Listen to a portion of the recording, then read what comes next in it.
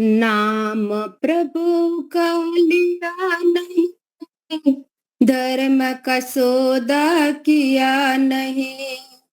ऐसा मानव दुनिया में जी करके भी जिया नहीं। नाम प्रभु का जो कुछ भी यह दुनिया में देता है दिखलाई, ईश्वर है कण कण में समाया, वेद ने बात बताई। वेद का अमृत पिया नहीं, धर्म का सौदा किया नहीं। ऐसा मानव दुनिया में जी करके भी जिया नहीं। नाम प्रभु का यह धन किसके पास रहा, किसके पास रहेगा। पानी का तो काम है बहना, यह हर हाल बहेगा। धन निर्धन को दिया नहीं, धर्म का सौदा किया नहीं। ऐसा मानव दुनिया में जी करके भी जिया नहीं। नाम प्रभु का, नाम प्रभु का लिया नहीं, धर्म का सौदा किया नहीं। ऐसा मानव दुनिया में जी करके भी जिया नहीं। नाम प्रभु का लालच मत कर, लोभ छोड़ दे, लालच बुरी बला है। तू कर ले संतोष इसी में, तुझको जो मिला है। फटा हुआ दिल सिया नहीं, धर्म का सौदा किया नहीं। ऐसा मानव दुनिया में जी करके भी जिया नहीं। नाम प्रभु का, नाम प्रभु का लिया नहीं, धर्म का सौदा किया नहीं। ऐसा मानव दुनिया में जी करके भी जिया नहीं। नाम प्रभु का नफरत दिल से दूर हटाकर सबको गले लगा ले। त्याग भाव से जी कर अपना जीवन सफल बना दे। पथिक सुनेगा भी या नहीं, धर्म का सौदा किया नहीं। ऐसा मानव दुनिया में जी करके भी जिया नहीं। नाम प्रभु का, नाम प्रभु का लिया नहीं, धर्म का सौदा किया नहीं। ऐसा मानव दुनिया में जी करके भी जिया नहीं। नाम प्रभु का, नाम प्रभु का, नाम प्रभु का। ओम। धन्यवाद टाइम दिए लिए। बहुत सुंदर। एक और भजन ले सकते हैं। कोई गाना चाहते हो बानूबेन या तो और अंजू जी आप लीजिए। चलो अंजू जी। जी मुनि जी।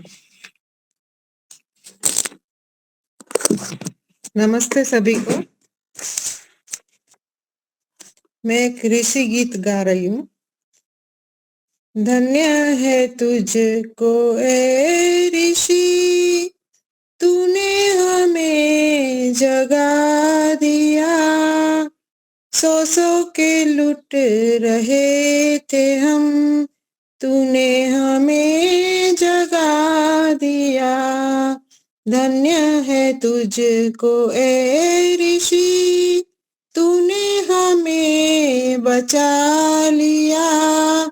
सौ के लुट रहे थे हम, तूने हमें जगा दिया।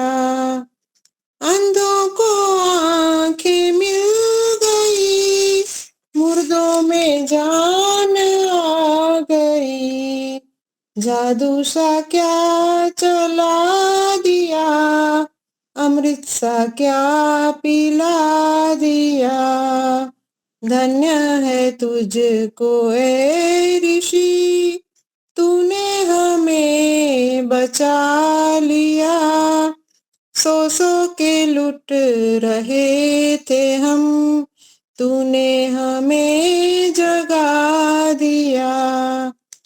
तुझ में कुछ ऐसी बात थी, स्वामी जी तेरी बात पर कितने शहीद हो गए, कितनों ने सिर कटा दिया। धन्य है तुझको ए ऋषि, तूने हमें बचा लिया। सौ के लुट रहे थे हम, तूने हमें जगा दिया।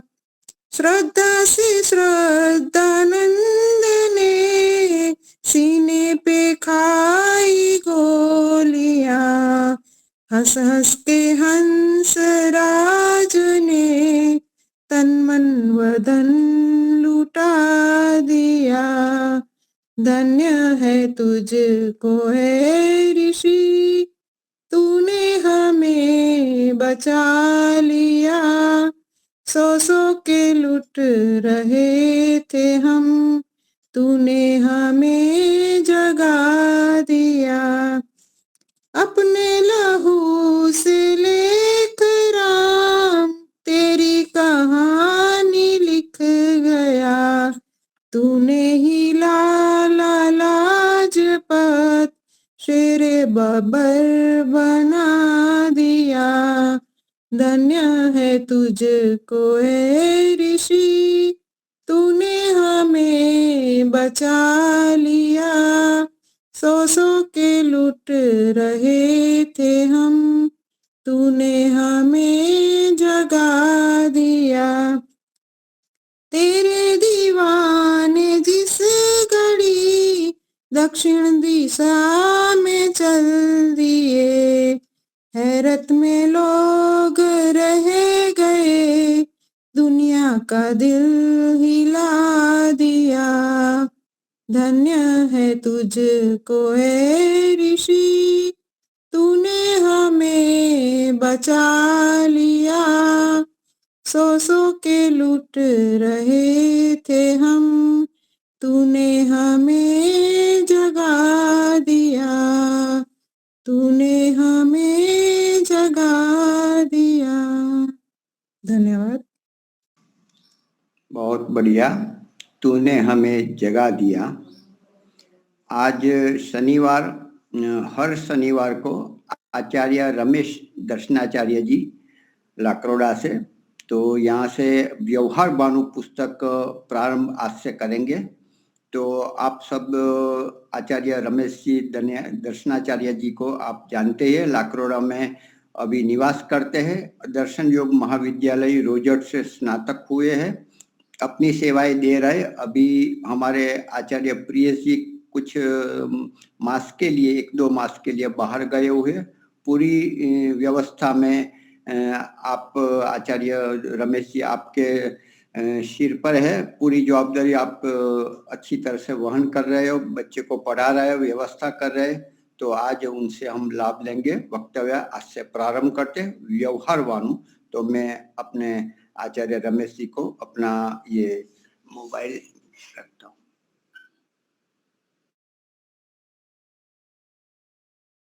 जी, सभी को सादर नमस्ते।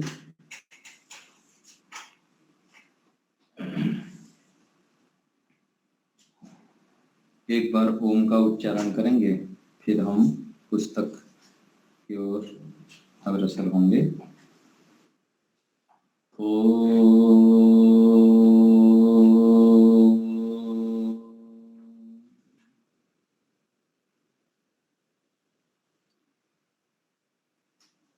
व्यवहार भानु पुस्तक आप सभी के पास है, जिन जिन के पास है निकाल लेंगे। भूमिका महर्षि दयानंद जी के द्वारा अनेक रचनाएं हम पढ़ते हैं, विचार करते हैं। उसमें से एक यह अनमोल ग्रंथ है व्यवहार भानु। इसको हम जितना भी पढ़ेंगे, जितने बार पढ़ेंगे, उतने उतने नया नया हमको ज्ञान होता है। और ऋषियों का जो उद्देश्य होता है, ऋषियों का जो शब्द होता है, बहुमुखी और दूरदृष्टि पूर्वक होता है। एक एक शब्दों में, एक एक वाक्यों में, पंक्तियों में अनेक सारे गूढ़ रहस्य छुपा हुआ रहता है। तो हमें पुनः पुनः बार बार ऋषियों के ग्रंथों को पढ़ना चाहिए। पूज्य स्वामी सत्यवती महाराज जी ने अंतिम समय तक, लगभग 90 साल की आयु के बाद उनका देहांत हुआ, अंतिम समय तक ऋषियों के ग्रंथों को उठा के पढ़ते रहते थे, देखते रहते थे, आवृत्ति करते रहते थे। तो हमको ऐसे नहीं सोचना चाहिए मैं पढ़ चुका हूँ, कितने बार पढ़ चुका हूँ। जितने बार भी हो, ऋषियों के ग्रंथों को पुनः पुनः हमें आवृत्ति करना चाहिए, दृष्टिगोचर के सामने रखना चाहिए। भूमिका से प्रारंभ करते हैं। मैंने परीक्षा करके निश्चय किया है कि जो धर्मयुक्त व्यवहार में ठीक ठीक बरतता है उसको सर्वत्र सुख लाभ, और जो विपरीत बरतता है वह सदा दुखी होकर अपनी हानि कर लेता है। ऋषि दयानंद जी लिखते हैं कि धर्मयुक्त व्यवहार से ही सुख होता है और विपरीत जो बरतते हैं उससे दुख मिलता है। कोई भी पाठ हम पढ़ते हैं तो उसका मुख्य प्रयोजन क्या होना चाहिए? क्यों पढ़ते हैं हम, क्यों समय लगा रहे हैं? लगाने का मुख्य उद्देश्य होता है हमारा समय सामर्थ्य कि हमारे जीवन में दिव्यता आ जाए, हम अपने प्रतिभाओं को विकसित करें, अपने अंदर जो सोए हुए विशेष गुण हैं उसको जगाएं। तो हम अपने ऊपर इसको घटाएंगे। तो हमको यदि सुख अधिक से अधिक प्राप्त करना है तो धर्मयुक्त व्यवहार करना होगा। जितना इतना हमारे अंदर हम धर्मयुक्त व्यवहारों को बढ़ाते जाएंगे, उसके प्रतिकूल रूप से प्रतिफल हमें सुख होगा, नहीं तो फिर दुख होगा। अभी भी हो रहा है, जहां जहां आज हमें दुख हो रहा है, हम दुखी हैं। उसका कारण क्या है? अधर्मयुक्त व्यवहार है। देखिए, जब कोई सभ्य मनुष्य विद्वानों की सभा में व किसी के पास जाकर अपने योग्यता के अनुसार नम्रता पूर्वक नमस्ते आदि करके बैठ के दूसरे की बात ध्यान दे सुन, उसका सिद्धांत जानकर निरभिमानी होकर युक्त प्रत्युत्तर करता है, अर्थात आवश्यक अनुसार जितना आवश्यक है उतना पूछेगा, उस प्रकार से आप उनको पूछा जाएगा तो उत्तर देगा। तब सज्जन लोग प्रसन्न होकर उसका सत्कार करते हैं और जो अंड बंड बकता है उसका तिरस्कार करते हैं। तो हमको भी कहीं भी सभा में जाते हैं, बड़ों के बीच में जाते हैं, सम्माननीय व्यक्तियों के बीच में हमको बैठना होता है, तो जितना आवश्यक है उतना बोलना है और अनावश्यक बोलना नहीं है। और किसी हमको नया चीज सीखना है तो हमको निरभिमानी होना होगा और नम्र होना होता है। जैसे कहा गया विद्या ददाति विनयम, तो हमारे अंदर तब विशेष प्रतिभाएं आती हैं जितना हम निरभिमानी होते हैं और विनम्रता गुणों को धारण करते हैं। जब मनुष्य धार्मिक होता है तब उसका विश्वास और मान्य शत्रु भी करते हैं, और जब अधर्मी होता है तो उसका विश्वास और मान्य मित्र भी नहीं करते। इससे जो थोड़ी विद्या वाला भी मनुष्य श्रेष्ठ शिक्षा पाकर सुशील होता है, उसका कोई भी कार्य बिगड़ता नहीं। हमारा जो कार्य बिगड़ता है उसके पीछे क्या है? अभिमान रहता है, अभिमान से युक्त हो जाते हैं हम, है ना। इसीलिए फिर हम गलत कार्य करते हैं, गलत निर्णय कर लेते हैं, फिर कार्य हमारा बिगड़ जाता है। यदि हम धार्मिक होंगे तो थोड़ी सी भी शिक्षा विद्या प्राप्त करके भी हमारे अंदर विनम्रता आ जाएगी, और विनम्रता होने से फिर अंदर हम जो निर्णय करते हैं, मुख्यतः बुद्धि की काम है निर्णय करने का, और निर्णय का सामर्थ्य किसका श्रेष्ठ होता है? जो विनम्र होता है और धार्मिक होता है। इसलिए मैं मनुष्य की उत्तम शिक्षा के अर्थ सब वेदादि शास्त्र और सत्याचारी विद्वानों की रीति युक्त इस व्यवहार भानु ग्रंथ को बनाकर प्रसिद्ध करता हूं कि जिसको देख दिखा, स्वयं देखना, दूसरे को दिखाना, स्वयं पढ़ना, दूसरे को पढ़ाना, पढ़ पढ़ाकर मनुष्य अपने और अपने अपने संतान तथा विद्यार्थियों का आचार अति उत्तम करें कि जिससे आप और वे सब दिन सुखी रहें। तो वेद को पढ़ना पढ़ाना और सुनना सुनाना परम धर्म है। तो ऐसे ही इस ग्रंथ को हमको पढ़ना भी है, पढ़ाना भी है, स्वयं विचारना भी है, दूसरों को भी विचारने के लिए देना है। ऐसे करने से हम स्वयं भी सुखी होंगे और दूसरों को भी सुख दे सकते हैं। इस ग्रंथ में कहीं कहीं प्रमाण के लिए संस्कृत और सुगम भाषा लिखी और अनेक उपयुक्त दृष्टांत देकर सुधार का अभिप्राय प्रकाशित किया है कि जिसको सब कोई सुख से समझ के अपना अपना स्वभाव सुधार के सब उत्तम व्यवहारों को सिद्ध किया करे।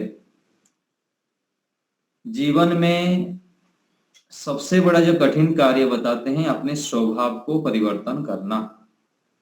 हमारा बैठना, उठना, देखना, सुनना आदि आदि जो हमारा एक स्वभाव बन गया है, जन्म जन्मांतरों से चला आ रहा है, और इसी जीवन में भी जो हम ध्यान दिए हैं वो अच्छे स्वभाव है, और जो ध्यान नहीं दिए अथवा कोई दिलाया नहीं, कोई हमको रोका नहीं, टोका नहीं, तो हमारा गलत स्वभाव बन गया है।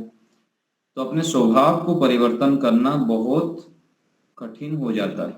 कोई व्यक्ति बैठ के हाथ हिला रहा है, पैर हिला रहा है बैठ बैठ के, है ना, कोई लेटे लेटे पढ़ रहा है, उसको कौन सिखाएगा कि लेटे लेटे पढ़ना नहीं चाहिए। ऐसे ही कई सारे व्यवहार, हजारों व्यवहार है जो हम जाने अनजाने में गलत रूप में करते रहते हैं। उसको सुधारना हमारा मुख्य उद्देश्य होना चाहिए। तो इस व्यवहार भानु ग्रंथ में ऋषि जी का उद्देश्य यह है कि हम व्यवहार को ठीक से जानें, इससे हम सुखी हो सकते हैं। आते हैं प्रारंभ में। ओम सर्वांतर्यामिणे अखिल गुरवे विश्वभराय नमः।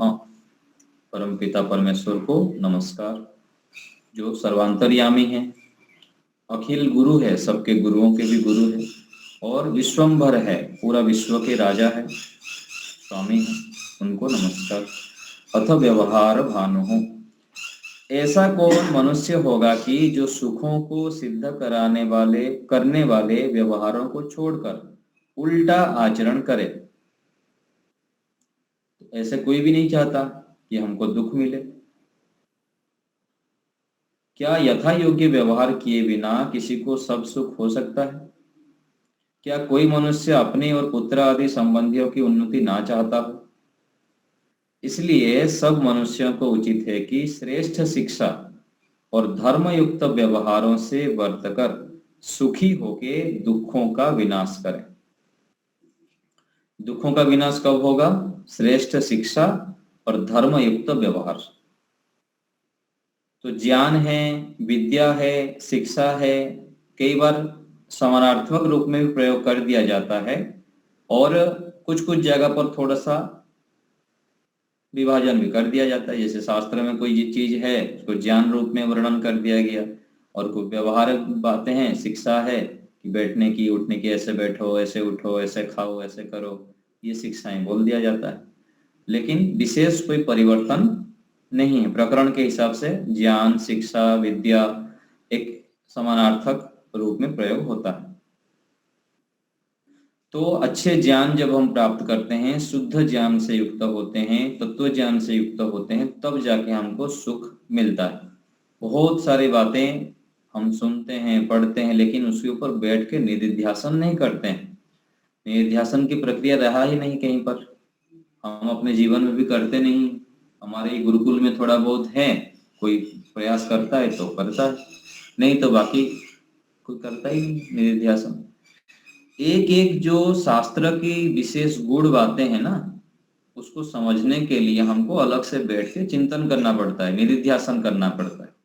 जैसे शरीर अपवित्र है, कि कौन इतना ध्यान रखता है? दिन भर किसी को याद रहता है शरीर अपवित्र है? मैं आत्मा हूं, शरीर से पृथक हूं, ये कहाँ ज्ञान रहता है? कई दिनों तक तो भूले रहते हैं। सत्संग में बैठ गए, थोड़ा बोल दिया तो याद आ जाएगा कि मैं शरीर से पृथक आत्मा। तो मैं आत्मा हूं, इसको लेकर निधिध्यासन करना पड़ेगा। शरीर अपवित्र है, इसको लेकर निधिध्यासन करना पड़ेगा। ईश्वर हर समय मुझे देख रहे हैं, इसको लेकर निधिध्यासन करना पड़ेगा। निधिध्यासन अर्थात कुछ समय निकालना है कि मुझको निधिध्यासन करना है, बैठ के फिर एक विषय लेना है और उसको प्रत्येक दिन 15 मिनट हो, 20 मिनट हो, प्रत्येक दिन उसी विषय को लेके 1 सप्ताह, 15 दिन, 1 महीने तक एक विषय को चलाना है। फिर बैठ के विचार करना है कि मैं क्या मानता हूँ ईश्वर के विषय में, क्या ईश्वर मुझे देख सुन जान रहे हैं, मैं याद रखता हूँ या नहीं रखता हूँ? रखता हूँ तो क्या दिख रहा है, क्या नहीं रखता हूँ तो उसका फलस्वरूप क्या हो रहा है, रखूंगा तो क्या लाभ होगा, नहीं रखूंगा तो क्या हानि होगी। इसको लेके विचार करना है बार बार। तो ऐसे जो विचार करेंगे पुनः पुनः, तो एक दिन व्यवहार में भी हमारा आने लग जाएगा। तो जो ज्ञान शिक्षा हमारे पास है, विद्या है, उसके लिए निधिध्यासन करने पर ही निर्णय होगा और निधिध्यासन के बाद ही साक्षात्कार होंगे, व्यवहार में आएगा हमारा। तो ये प्रक्रिया है। तो श्रवण, मनन, निधिध्यासन, साक्षात्कार, आगम काल, स्वाध्याय काल, प्रवचन काल और व्यवहार काल। जैसे हम अभी व्याख्यान कर रहे हैं, बता रहे हैं, ये क्या है? प्रवचन काल है। प्रवचन के काल बार बार जब हम प्रवचन काल करेंगे तब जाके उसके पश्चात व्यवहार में आएगा।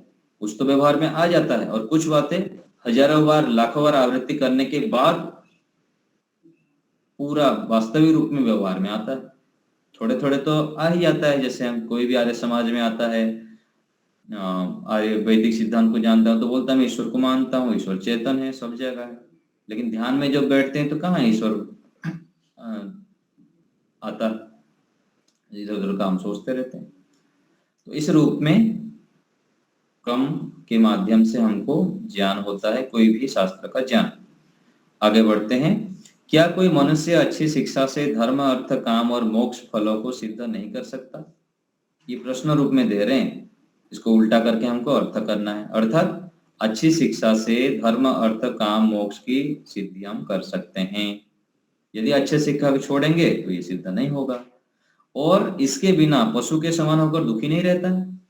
यदि हम धर्म को छोड़ देते हैं, अच्छी शिक्षा को छोड़ देते हैं, तो हम क्या दुखी नहीं होते हैं? क्या अपने ऊपर घटाना है?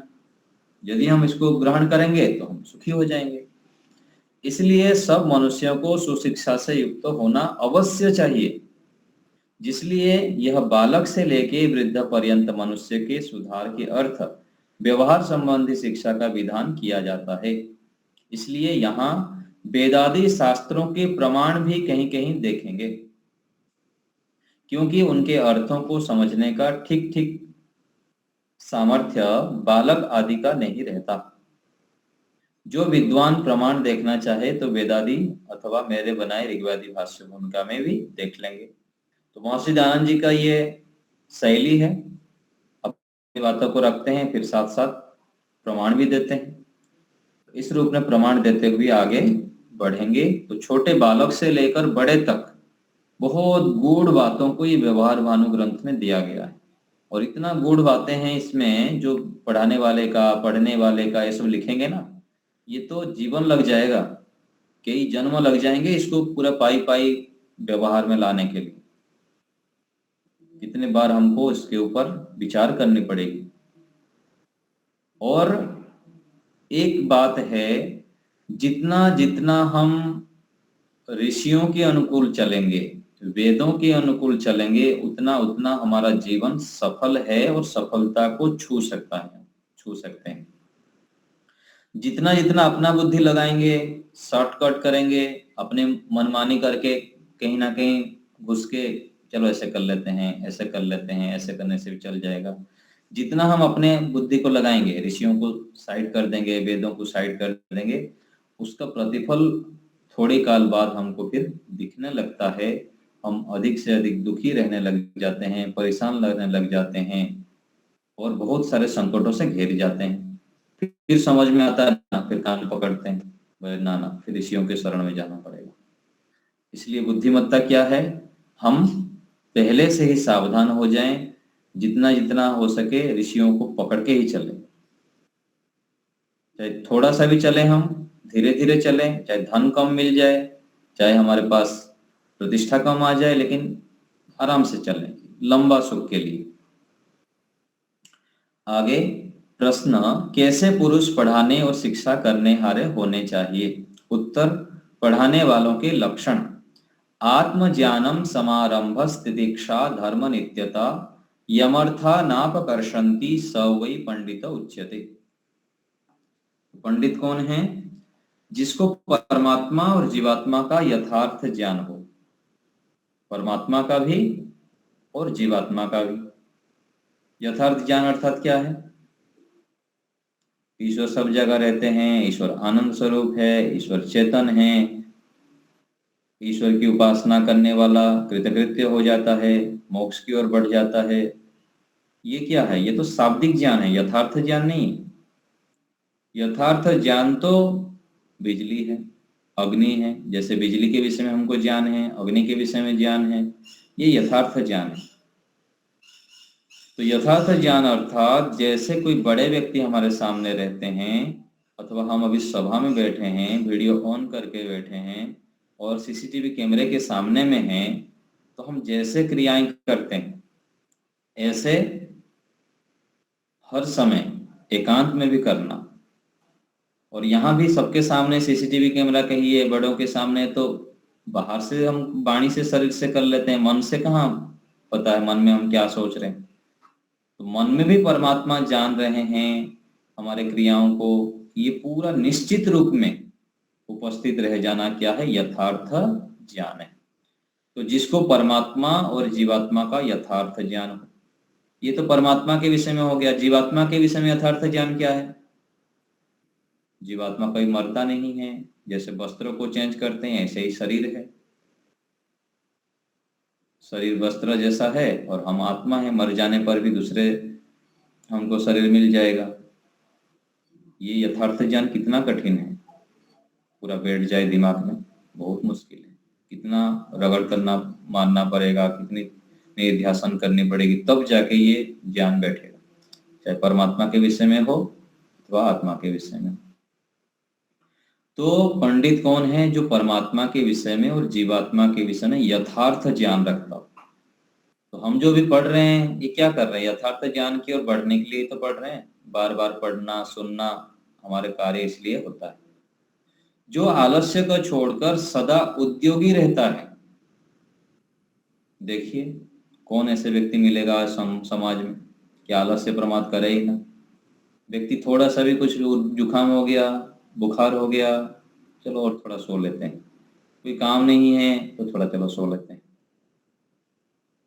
बहुत कोई बिरले ही मिलेंगे कि हर दिन जागरूक होकर जीवन जीता है, आलस्य प्रमाद बिल्कुल करता भी नहीं है, क्योंकि आलस्य करूंगा तो परमात्मा दंड देंगे। हर समय मोक्ष के साधनों को इकट्ठा करता है, ओम का जप करता है, गायत्री मंत्र का जप करता है, अच्छे गुणों को धारण करता है, थोड़ा सा भी समय मिलता है तो परोपकार में लग जाता है। ऐसे हमको उद्योगी बनना पड़ेगा यदि हम पंडित बनना चाहते हैं। ये तो पंडित का लक्षण बता रहे हैं, लेकिन हमको भी तो पंडित बनना पड़ेगा। यदि हम मोक्ष में जाना चाहते हैं और अपने जीवन को सफल बनाना चाहते हैं, दुखों को दूर करना चाहते हैं, तो हमको भी ये छोड़ना पड़ेगा आलस्य को। सुख दुख आदि का सहन करने वाला। हम तो पदे पदे सुखी हो जाते हैं, सुख में प्रसन्न हो जाते हैं, गदगद हो जाते हैं, दुखी आए तो पूरा माथे में हाथ दे देते हैं, डिप्रेशन से युक्त हो जाते हैं, हताश निराश हो जाते हैं। तो सुख दुख को सहन करना अर्थात सम रहना। धर्म का नित्य सेवन करने वाला, किसी भी काल में किसी भी परिस्थिति में धर्म का सेवन करने वाला होना चाहिए। थोड़े से भी कुछ हमारे को आलम्बन आ गया तो हम धर्म के साथ समझौता कर लेते हैं, कोई बात नहीं, देख लेंगे थोड़ी देर, आज एक दिन तो छोड़ ही देते हैं, ऐसे करके हम समझौता कर देते हैं। जिसको कोई पदार्थ धर्म से छुड़ाकर अधर्म की ओर ना खींच सके वह पंडित कहता है। तो हमको पंडित बनना है, ज्ञानी बनना है, बुद्धिमान बनना है तो परमात्मा और जीवात्मा का यथार्थ ज्ञान करना होगा। आलस्य को छोड़कर सदा, सदा लिख दिया गया शब्द देखिए, उद्योगी केवल नहीं, सदा। सार्वभौम महाव्रतम कहा गया ना यम नियम के विषय में, कभी कर लिया, कभी नहीं किया, कभी आलस्य कर लिया, कभी मेहनत हो गया, ऐसे नहीं, सदा उद्योगी। हमारे आचार्य प्रियेश जी हैं, बीमार पड़ जाएंगे तब भी उद्योग चलता रहेगा उनका, ना कि लेटे रहो लेटे रहो। ऐसे लक्ष्य को लेके इतना तड़प होना चाहिए, तब जाके हमको बड़े बड़े लक्ष्य प्राप्त होते हैं, कुछ बड़ा हम करते हैं, मोक्ष की ओर बढ़ पाएंगे। इसके लिए बहुत तपस्या करनी पड़ती है, उतनी अपने चित्त को पवित्र करना पड़ेगा, तब जाके हम मोक्ष को सामने रखेंगे, ईश्वर को सामने रखेंगे और दिन रात उद्योगी हो पाएंगे। सुख दुख आदि का सहन करना, धर्म का नित्य सेवन करने वाला, जिसको कोई पदार्थ धर्म से छुड़ा ना सके, अधर्म की ओर ना ले सके, ये पहला पंडित का लक्षण बताया। दूसरा, निषेवते प्रशस्तानि निंदितानि न सेवते अनास्तिकः श्रद्धान एतत् पंडित लक्षणम। जो सदा प्रशस्त धर्मयुक्त कर्मों का करने, धर्मयुक्त कर्म कैसा है, सदा करे और हर समय करें, चारों ओर से। प्रशस्त अर्थात चारों ओर से, कब मौका मिले कहां से मैं धर्मयुक्त कर्म को करूं, क्योंकि जितना हम धर्मयुक्त करेंगे उतना सुखी रहेंगे। जितना अधर्मयुक्त कर्म करेंगे, आलस्य प्रमाद करेंगे, निंदा चुगली करेंगे, समय की बर्बादी करेंगे, उतना हम बीज बो रहे हैं दुख का। जिसको ये समझ में आ गया कि सदा धर्मयुक्त कर्म करने पर ही मैं सुखी हो सकता हूँ, तो लंबे समय तक सुखी हो सकता हूँ, अगले जीवन के लिए भी इकट्ठा करके अपना ले सकता हूँ, क्या बोलते हैं, गठरी बांधकर झोले में। तो ये पहला बता दिए कि सदा प्रशस्त, चारों ओर से अच्छे प्रकार से धर्मयुक्त करने वाला, निंदित अधर्मयुक्त कर्म को कभी ना सेवन करने हाथ, ना कदापि ईश्वर, वेद और धर्म का विरोधी कर्म करने वाला। ईश्वर का ना करना, वेद का करना, ना धर्म का करना, तीनों एक ही है, लेकिन थोड़ा बल देने के लिए अलग अलग प्रकार से बोल दिए। ईश्वर जो बोलते हैं वही वेद में कहा गया, और जितना धर्मयुक्त है, सही है, उस वेद में। परमात्मा, सत्य विद्या और धर्म में दृढ़ विश्वासी, परमात्मा में भी विश्वास करना है, सत्य विद्या जितनी है, श्रेष्ठ विद्या है, उसमें भी दृढ़ विश्वास करना, और धर्म में दृढ़ विश्वास। धर्म में दृढ़ विश्वास क्या है, धर्म से सुख, अधर्म से दुख, ये दृढ़ विश्वास। इसी को तो कहा गया ना कि विद्या ददाति विनयम विनयात याति पात्रत्वम पात्रत्वात् धनम आपनोति धनात् धर्मः ततः सुखम।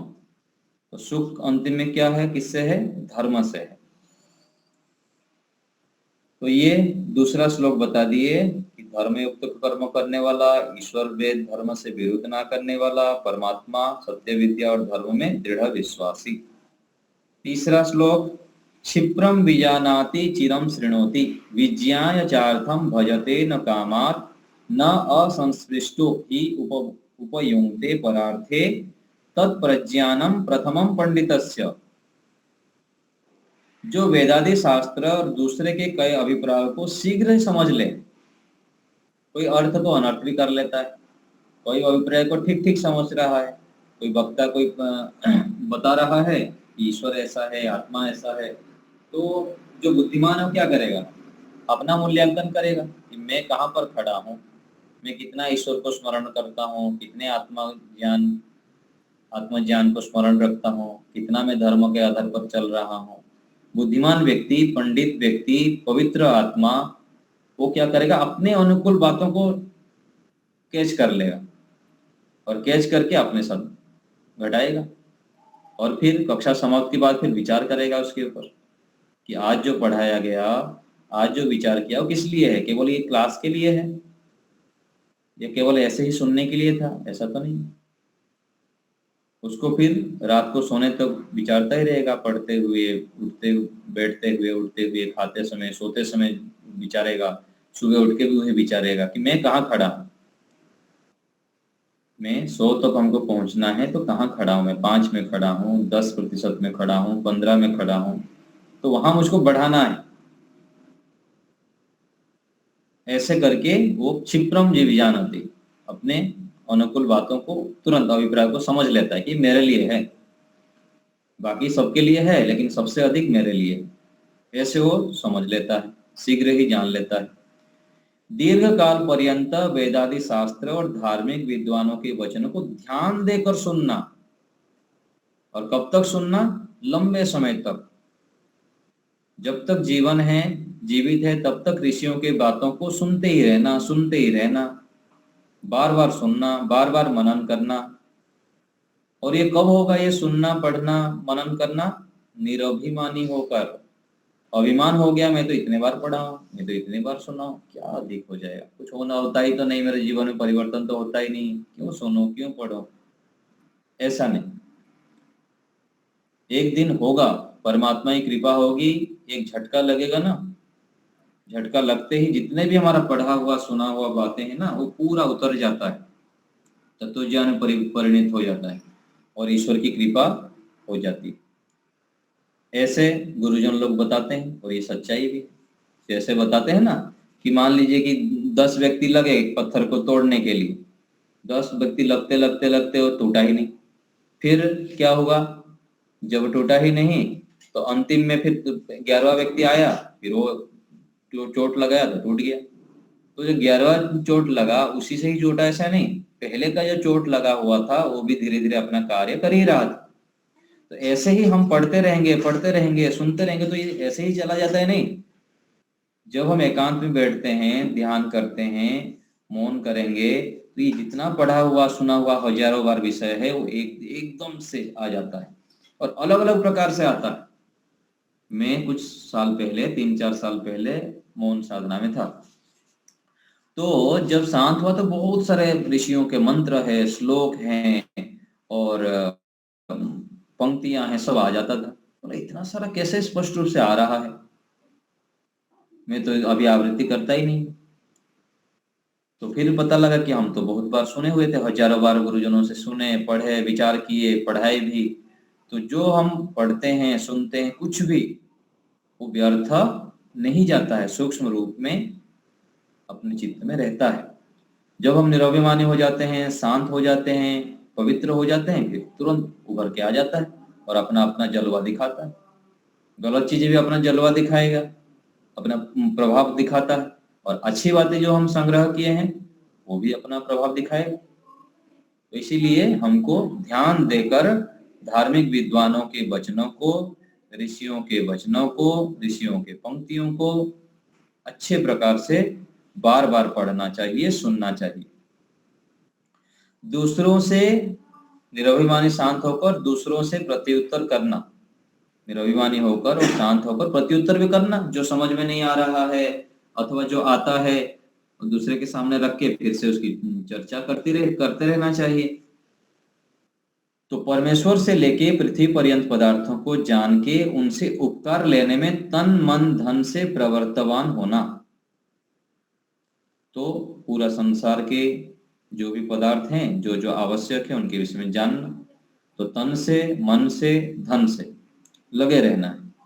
अच्छे अच्छे कार्यों में जब लगातार हम लगे रहते हैं तो काम, क्रोध, लोभ, मोह, शोक आदि दुष्ट गुणों से पृथक, वर्तमान, किसी के पूछने व दोनों के संवाद में बिना प्रसंग के अयुक्त भाषण आदि व्यवहार ना करने वाला। तो जो बुद्धिमान है वो इन सबको रोकेगा। हमारा ये जो जीवन है, जो भी दिख रहा है, ये अंतिम नहीं है अथवा यही है ऐसा नहीं। कितने जन्मों से हमारा प्रवाह से जीवन चल रहा है, कितने बार हम जन्म लेते हैं, कितने बार पशु पक्षियों की योनि में गए, कितने बार मनुष्य बने। तो प्रत्येक व्यक्ति के अंदर, किसी के अंदर थोड़े, किसी के अंदर अधिक, किसी के अंदर कम, किसी के अंदर ज्यादा। तो सबके अंदर ये सब दोष तो रहते ही हैं, काम, क्रोध, लोभ, मोह आदि। लेकिन इसको दबाना पड़ता है, बार बार दबाना पड़ता है, हटाना पड़ता है, प्रतिपक्ष भावना उठानी पड़ती है। तो बुद्धिमान व्यक्ति इन सबको प्रतिपक्ष भावना करके रोकता है, रोकता है, रोकता है। और बार बार जब उभरेंगे फिर भी दुखी नहीं होता, क्योंकि नया बात थोड़ी, हम हजारों बार कुछ कुछ क्रियाएं, ऐसे कुछ हमारी गलतियां हुई है, हजारों बार हुई, तो उसको दूर करने के लिए 2000 बार मेहनत करनी पड़ेगी। इसलिए बिल्कुल भी धैर्य नहीं खोना चाहिए।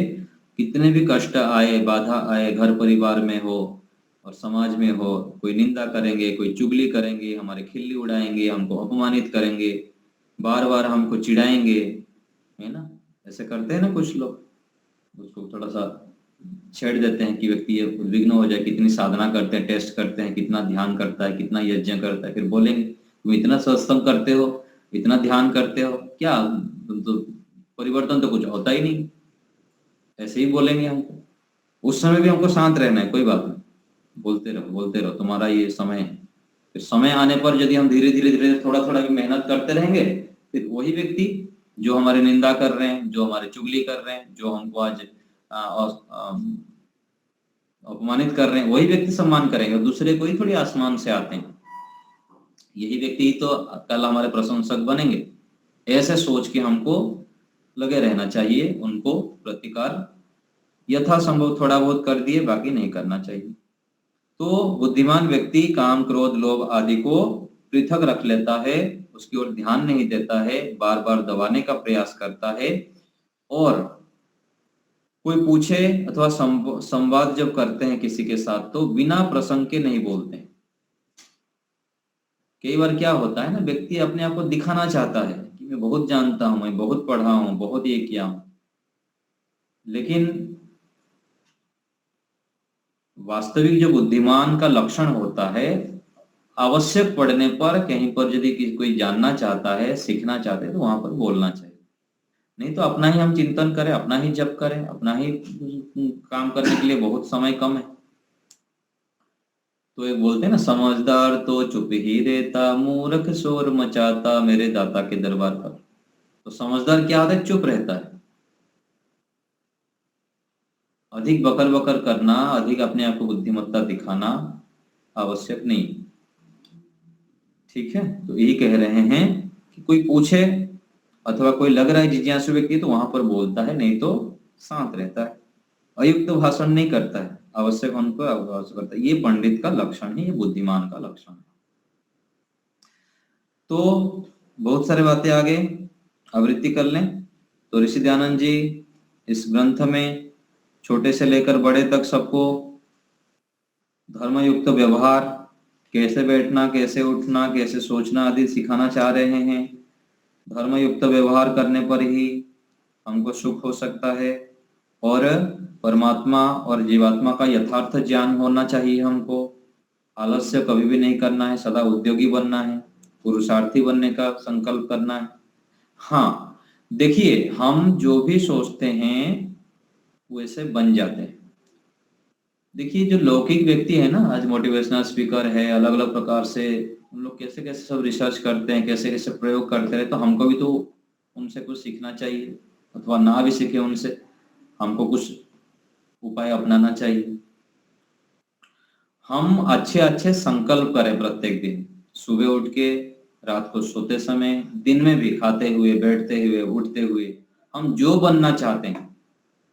मुझको क्रोध नहीं करना है, मुझको जल्दी जल्दी शास्त्रों को पढ़ना है, मुझको हर समय ईश्वर को स्मरण रखना है। अलग अलग व्यक्ति के अलग अलग रुचि होती है। किसी की इच्छा है कि मुझको जल्दी वैराग्य प्राप्त करना है। तो जो हम बनना चाहते हैं, जो हम प्राप्त करना चाहता है, उसको मन में बार बार आवृत्ति करें, क्योंकि जैसे हम आवृत्ति करेंगे, जैसे हम सोचेंगे, और उसके अनुकूल हम पुरुषार्थ कर ही रहे हैं। तो अच्छे विचारों को जब हम निरंतर लाएंगे, प्रत्येक दिन लाएंगे, तो हमारे प्रगति में, हमारी उन्नति में बहुत अधिक सहायक होता है। तो कुछ अपना लक्ष्य लिख के रखें अपने मन में अथवा डायरी में कि मुझको ये बनना है अथवा ये बनना मैं चाहता हूँ, और उसको पुनः पुनः जब आवृत्ति करते हैं और तद अनुकूल हम पुरुषार्थ करते जाते हैं तो शीघ्रता से हम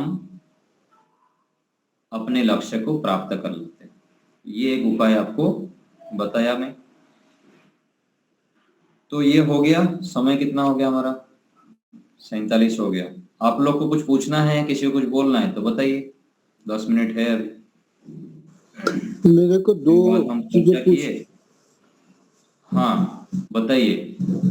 ये पहले श्लोक में जो समारंभ स्थिति तितिक्षा इसका अर्थ, और तीसरे श्लोक में कामात, इन दो का हाँ। जरा विवेचन करिए। तो पहले आया क्या? तितिक्षा धर्म नित्यता, आत्मज्ञानम समारंभ तितिक्षा धर्म नित्यता। तो तितिक्षा का अर्थ है यहाँ पर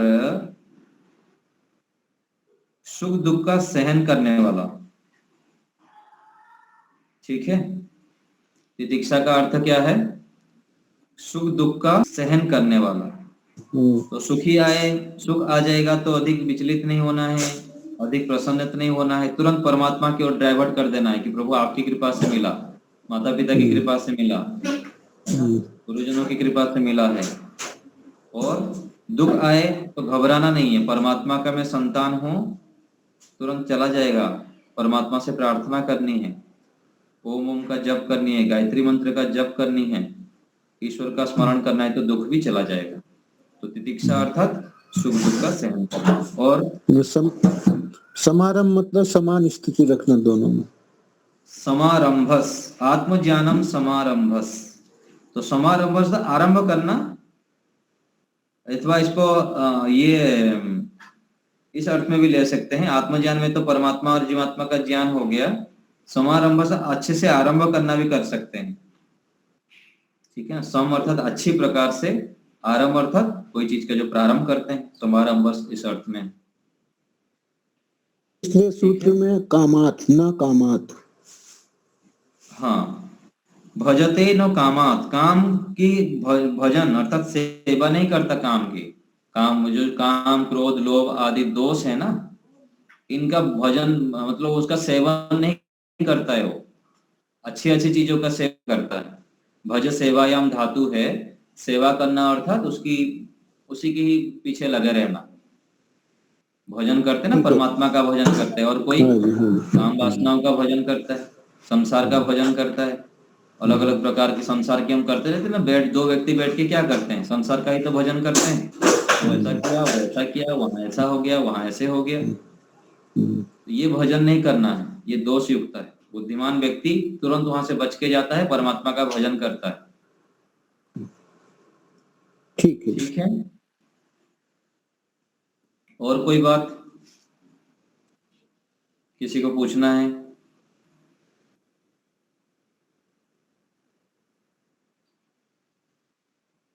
व्यवहार वाणी के लिए, केवल बच्चों के लिए है? ना ना ना ना, और विशेष तो बड़ों के लिए है। इसमें जो बातें हैं ये हाई लेवल की बातें हैं, पीएचडी लेवल की बातें हैं। ऋषियों की जो बातें होती है, बच्चों का तो नाम ले लिया गया, तो ये छोटे बच्चों का नहीं लगता। छोटी सी ग्रंथ है ये, लेकिन गूढ़ रहस्य भरा पड़ा है। एक एक श्लोक देखिए ना, एक श्लोक को हमको जीवन में उतारने के लिए कि जीवन ही खत्म हो जाएगा। और विचार करते रहो तो करते ही रहिए।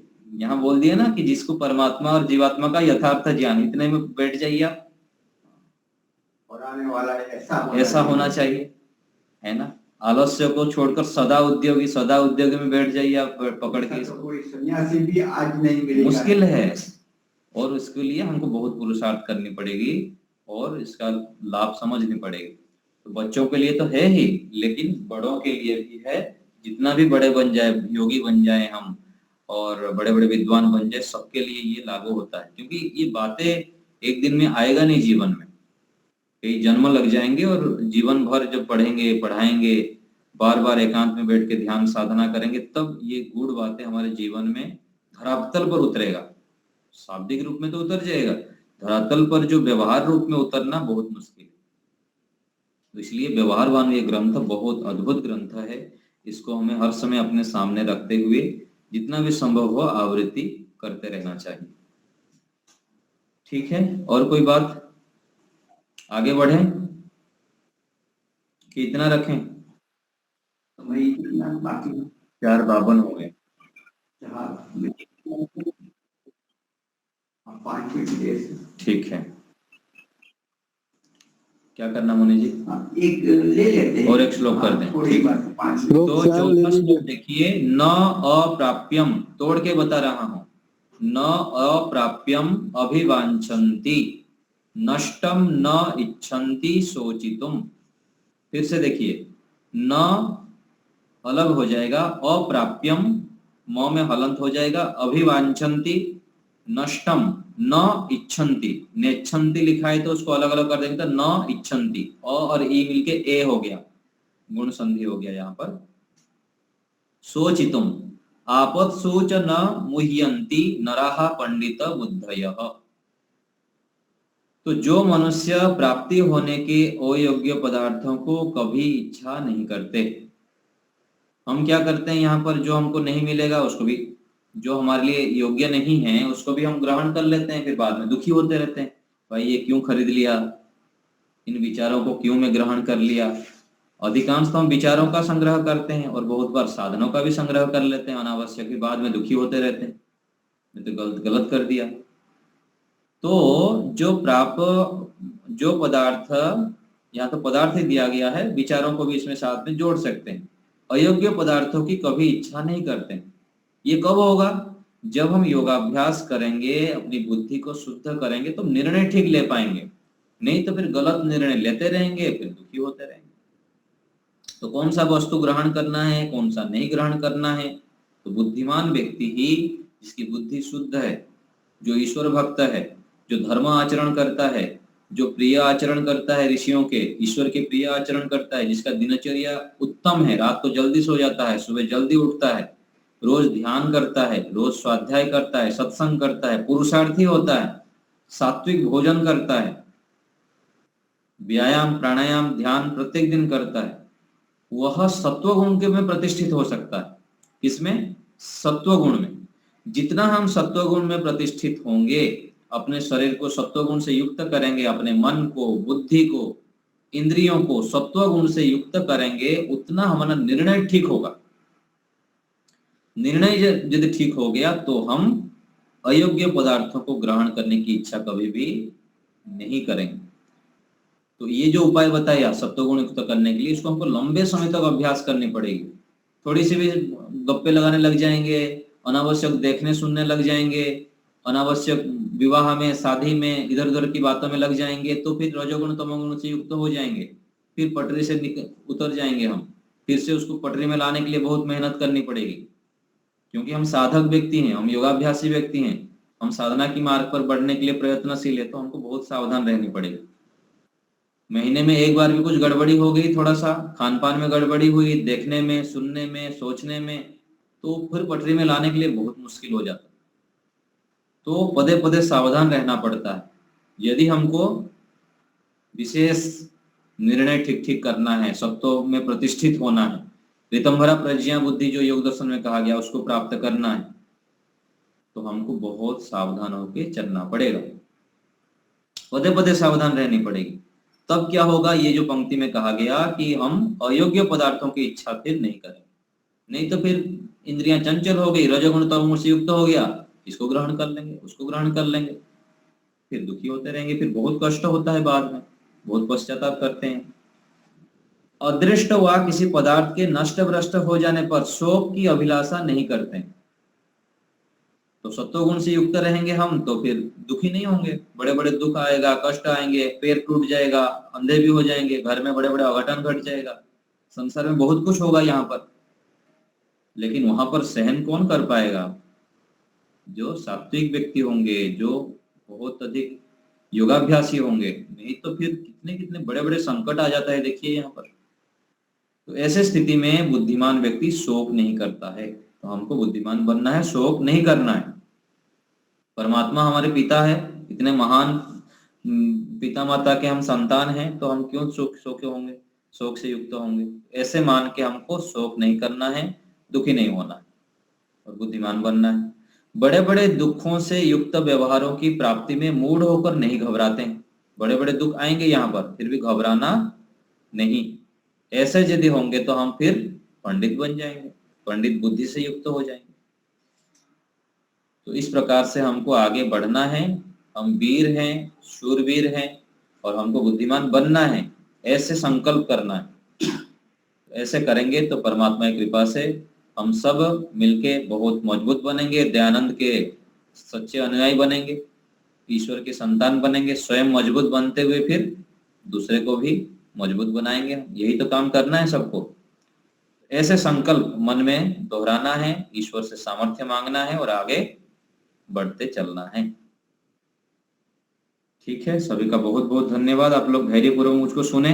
ईश्वरी कृपा से गुरुजनों से जो थोड़ा बहुत हम सुने हैं, पढ़े हैं, उसके आधार पर कुछ बातें आपको बताने का प्रयास किया।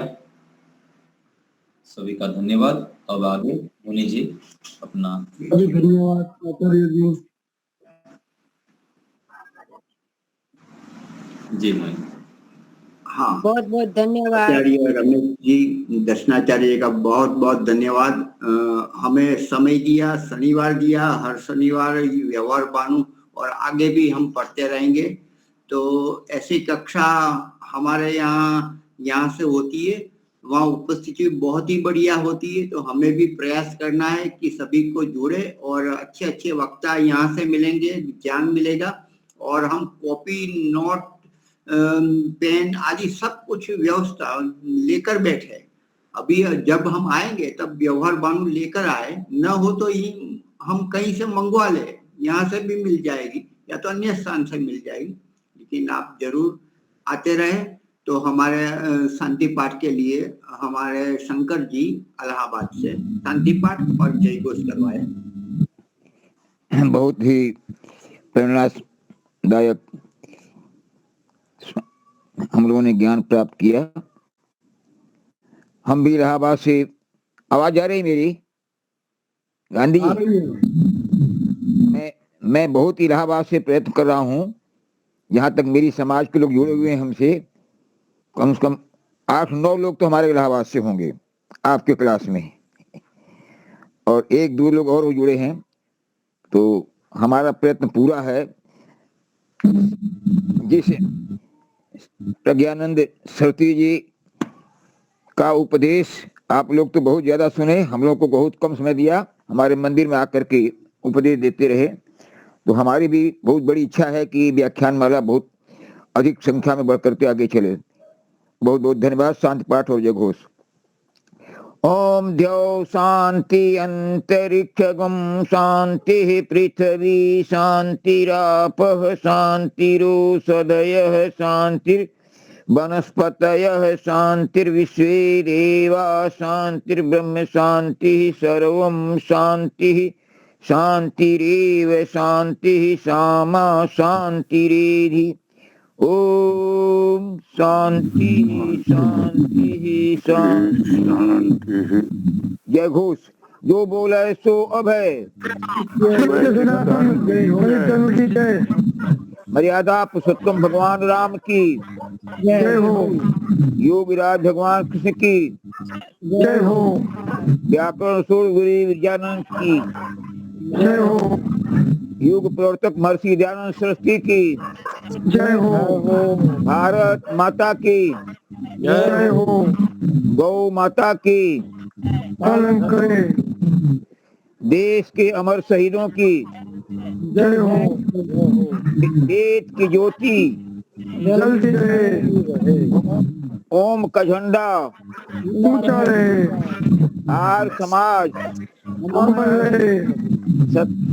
सत्यार्थ प्रकाश अमर रहे। प्रणव ध्वनि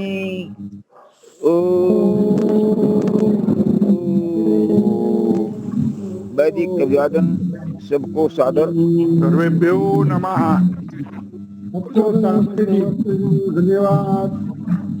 नमस्ते, धन्यवाद।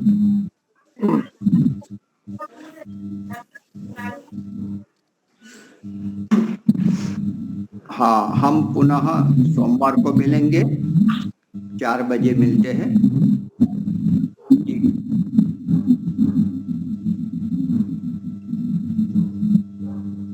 हाँ, आने वाले हमारे जो कोई है उनसे पूछना है। अभी जयाबेन जी अस्वस्थ है ऐसा गुरुवार को बोल रहे थे, तो अभी उनकी कैसी स्वास्थ्य है, कैसा है, वो जरा पूछना पड़ेगा।